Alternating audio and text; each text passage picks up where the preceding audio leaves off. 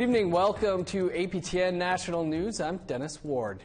Police in Thunder Bay are asking the public to help them with a homicide investigation of a First Nations woman.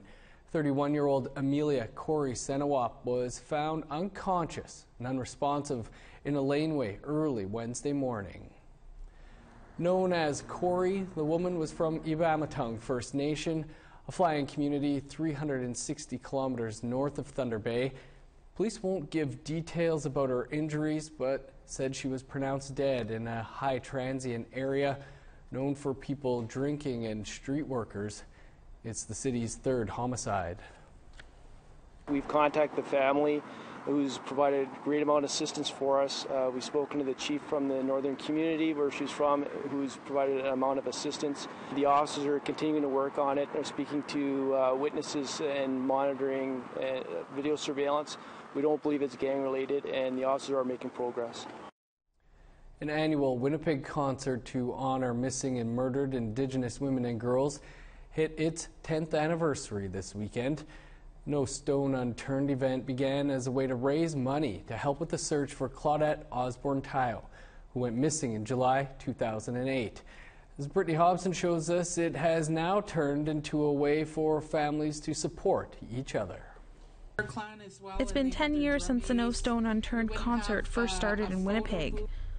On Saturday, friends and families of missing and murdered Indigenous women and girls gathered to hear some live music.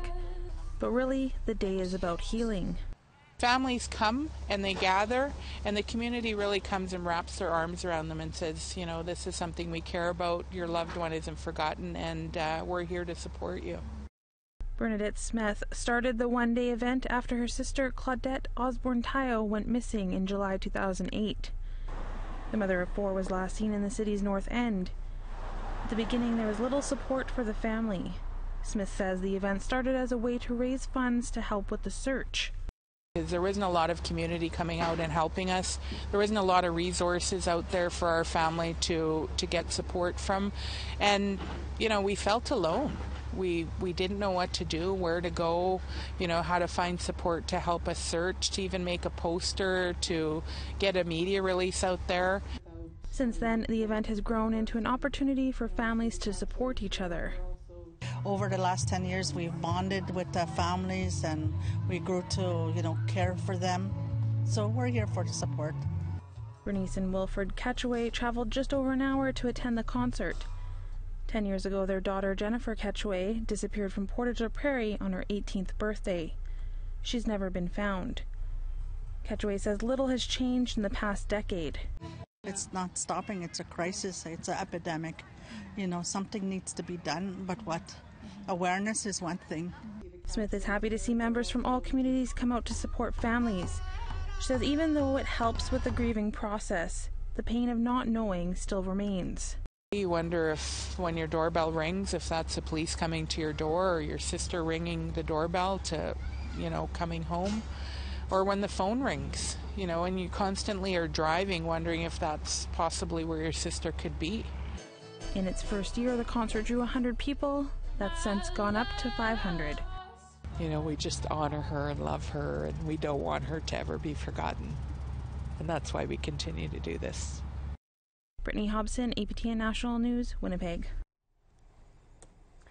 People in Burns Lake, British Columbia are desperate to protect their communities from approaching wildfires. One crew from Alberta came to put out the fires, but as Lori Hamlin reports, they couldn't help, and now the communities are on their own. Look at that, eh? How many farms could that one truck have saved with those pumps? Trucks loaded with pumps, sprinklers and hoses to fight fires raging on the south side of Burns Lake, BC, left the area this weekend without ever being used. We have heard it couldn't be set up anywhere because of the terrain, and then we heard that water levels were not adequate, but we're 3,000 miles of lakes around us. Some residents, desperate to protect their homes and cattle, tried to convince the firefighters from leaving, but had no luck. We've not had this kind of a magnitude of a fire on the south side before. It's what they were calling the beast of fires. There's a certain amount of desperation that People are really desperate to get the extra supports in place to help battle the fire. The BC government sent the private firefighting crew to Burns Lake last week.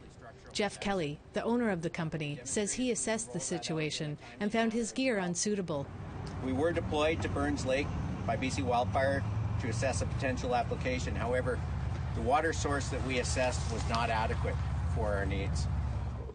There are still crews working in the area, but they can't put out the fires. The wind was too strong today. We couldn't hold our line. We lost it at about 6:30 tonight. Over 100 locals defying evacuation orders are out battling the fires, mainly on their own. The chief says she's fearful for her community and wants help. Well, BC Wildfires is active in the area, but I don't think that there is enough support. It's very frightening for people right now. Lori Hamlin, APTN National News, Vancouver. Nunavut has some of the slowest download speeds in the entire country. That's a problem if you want to update a game, but it's a much bigger problem when you want to update your internet security. Our Ken Driscoll explains the cost of being slow to Nunavut. If you live in Nunavut, you probably know what this means. It means you'll be waiting to watch Netflix. All of our internet comes via satellite and it is slow. CIRA is responsible for the .ca domain name, and they also help plan Canadian internet connectivity. Their most recent visit to Iqaluit was an eye-opener. We've been plugged in entirely on our cell networks and streaming from that, because a lot of the other internet we've been trying to log into, we haven't even been able to do our jobs. CIRA have an idea for Iqaluit, a central server that downloads popular updates and stores it locally. That way, instead of every PlayStation or PC in town trying to update Fortnite via satellite, it all happens once, and we all just download it here in Iqaluit. So we've been involved in communities across more southern Canada to create what's called internet exchange points. So they're essentially locations where Canadian networks and content providers can exchange their traffic locally to keep data in Canada and help just make the internet more resilient and faster. Slow internet is a fact of life here in Nunavut. While that can be a pain when you want to watch a movie, but if you want to download a security update for Windows, that's worse than a pain. That's a security risk. The difficulty in patching networks. So when we talk to technicians at the government of Nunavut, and it's Windows patch day, and they have, they have to download patches, or even residents, and everyone's trying to download the latest iOS update, and no one can actually get it because the network's saturated, and that puts everyone at risk. Nunavut falls behind the rest of Canada in many ways. The internet is just one, but a huge one. Everything from medical imaging to shopping in the territory has an online component. A wait like this for updates is common. This update may be for a game, but Nunavut's internet future is not one. Ken Driscoll, APTN National News, Iqaluit. And we'd like to hear what you think about this or any other story. Here's how to continue the conversation. Send your emails to news@aptn.ca. Find us online at aptnnews.ca and on youtube.com/aptnnews. Also, you can follow APTN News on Facebook, Twitter, and Instagram for more Indigenous news.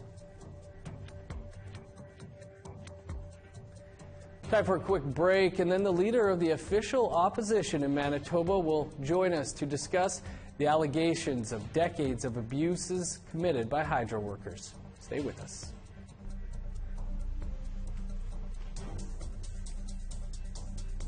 Here's a look at Tuesday's weather forecast. Starting on the East Coast, sunny and 27 for Charlottetown and Halifax, 14 with rain in Nain, 21 in Happy Valley Goose Bay with rain, 28 for Montreal, 27 for Saguenay, 23 in showers in Chibougamau, 25 in London and Peterborough, 27 for Ottawa, 20 with rain in Thunder Bay, 25 with rain for Sioux Lookout.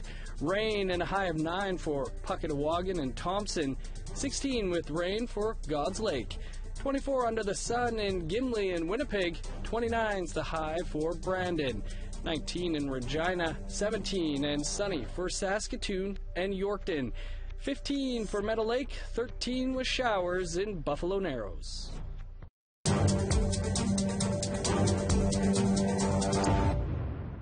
Welcome back.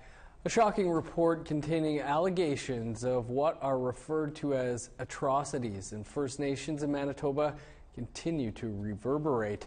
Accusations of decades of racism, sexual and physical violence at the hands of some Manitoba hydro workers and the RCMP were made public last week.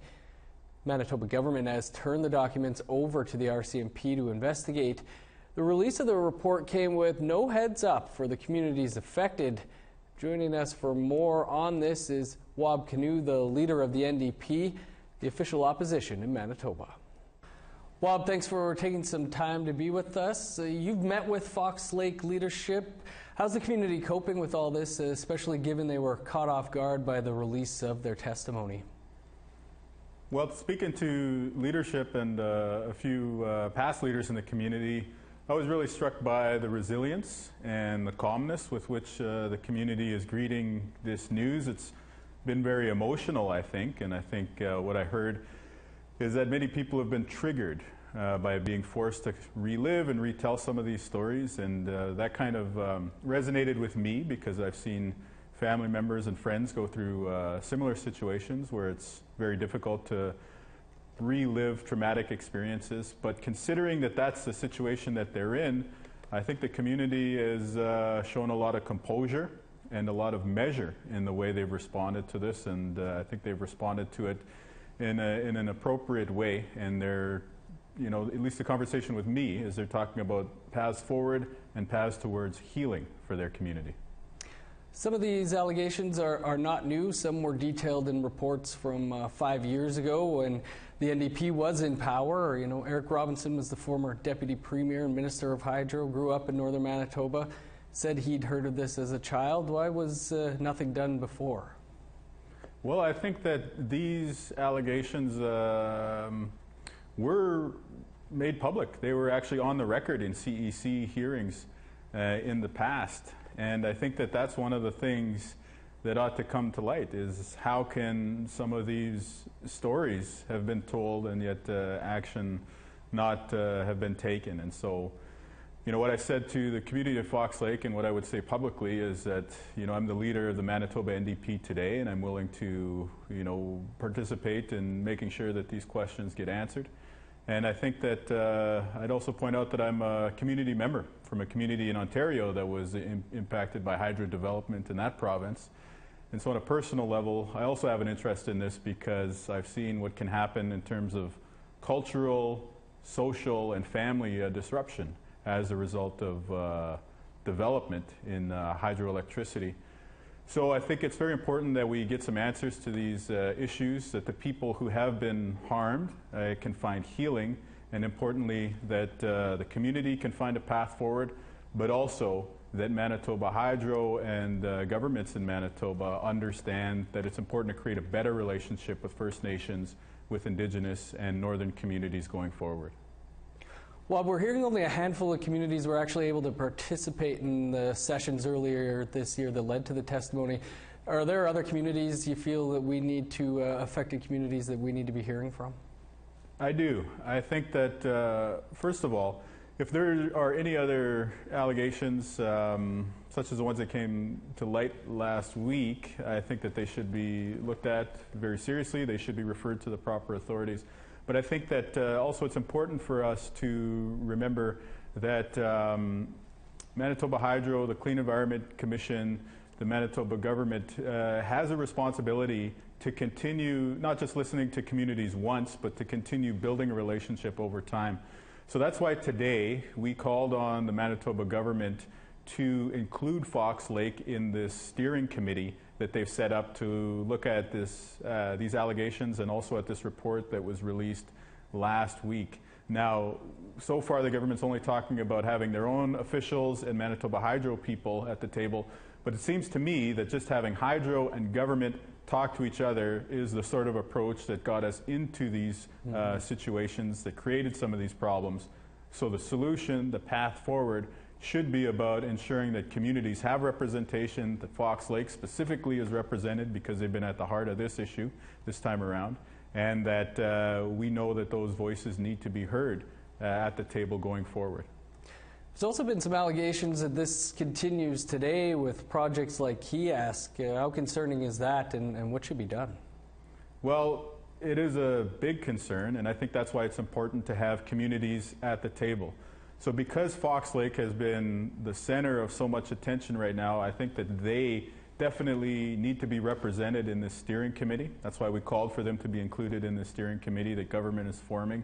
But also other northern communities, hydro-affected communities need to be included as well. We don't want to see anyone's voices passed over. We know that those voices need to be at the table. Right now, a lot of people say we're in a time of reconciliation. Well, reconciliation is about creating respectful relationships, and we can't really create a respectful relationship if some of the partners are not at the table. So that's why it's important that Fox Lake and other communities are a part of the steering committee. Right. Well, I appreciate you taking some time to speak with us about this today. Thank you. The controversial past of Canada's first Prime Minister continues to divide Canadians. Across the country, there have been calls for statues of John A. Macdonald to be removed because of Macdonald's role in residential schools. In Regina, a vandal is coming forward explaining why he targeted a Macdonald monument. CTV's Creason Achkate reports. He should be taken down. The conversation or controversy around the John A. Macdonald statue in Regina's Victoria Park continues. Put up a fence around it, say about 12 feet high, is pretty disrespectful to the native people. And now, Patrick Johnson, a local musician from Vibank, claims he was the one who defaced the statue last Tuesday morning, painting the first Prime Minister's hands red, symbolizing blood. I wanted to bring to light also that the history of Canada is one of history of violence towards First Nations people. What he maintained was he would like to starve them, like hold them on the brink of starvation in order to clear the land for the settlers. Johnson says he also spray painted the statue on March 8th when the Crown decided not to appeal Gerald Stanley's acquittal in the shooting death of Colton Boushie. Essentially, what I wanted to do was come forward and make a statement as a member of the community and talk about a priority that isn't being addressed. James Maurice wants the statue to come down, pointing to Macdonald helping in creating Canada's residential schools. Maurice attended residential school in Isla Cross in 1960 for 16 years. His time away from home isolated him from his community, and he did not know how to move forward in life. I didn't know how to take care of my family, take care of myself. But now today I can take care of myself. The topic was also brought up during a Conservative Party convention in Halifax by Conservative leader and NP Andrew Scheer. We are the party of Canada's first Prime Minister, the father of our Federation, and the visionary who made this land possible, the great Sir John A. Macdonald. The Regina Police Service says they are continuing to investigate the incident, adding, as with any other case, if an investigation produces evidence to support a charge, then the appropriate action will be taken. Johnson says he hopes the city will work with Indigenous people to find common ground on the future of the statue in Victoria Park. Creason Achkate, CTV News, Regina. Time for another quick break, but stay with us. There's more to come.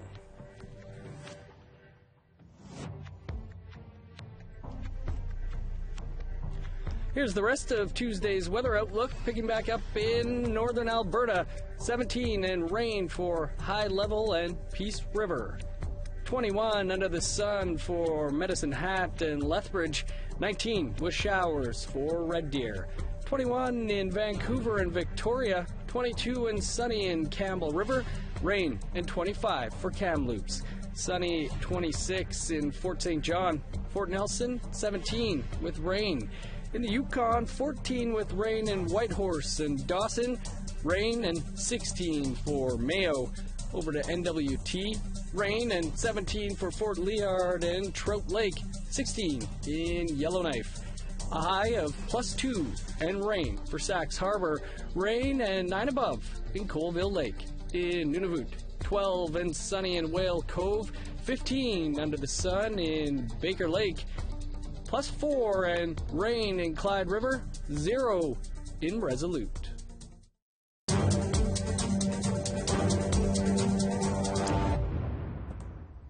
Welcome back. Extreme sports enthusiasts have been going north to push their limits for decades. But when 5 kayakers got in trouble when they went over a massive waterfall in the Northwest Territories, the NWT government was quick to condemn the dangerous stunt. But others say it wasn't just dangerous, it was disrespectful.